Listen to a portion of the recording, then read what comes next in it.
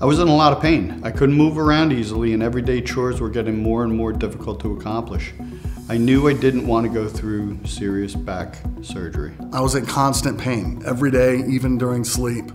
I was very thankful that I found Trinity Spine Center because the MEND procedure helped me get back on my feet, and now I feel better than ever. The options out there were not very promising, and I couldn't afford to take a lot of time off of work for a long procedure. I was out of the office in just a few hours and feeling back to normal after a few weeks. The chronic back pain caused by a herniated disc can often leave a person feeling helpless and debilitated. Unlike more conventional procedures that require bone removal or the cutting of supporting spinal tissue, the MEND procedure, or minimally invasive endoscopic discectomy, utilizes an endoscope to access a small area of the spine without causing damage to the surrounding tissues.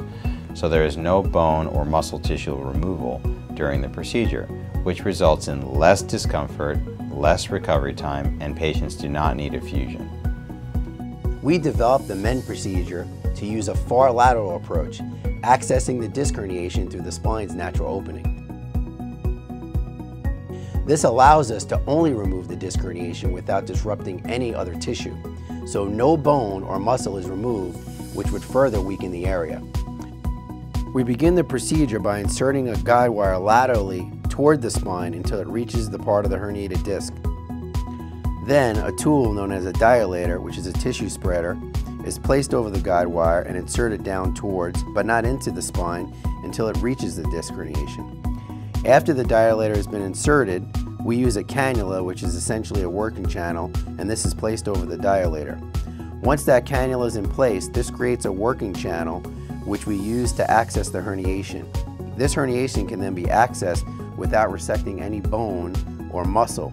This cannula has a specially developed bevel or tip which will protect the spinal nerve once it's inserted. After the working channel is in place, we next approach the herniation using the endoscope.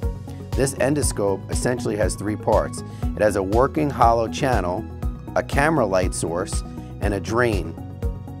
The endoscope is inserted into the cannula until it reaches the herniation. Once we reach the herniation, we can pass small, gentle instruments towards the herniation to assist in the herniation's removal.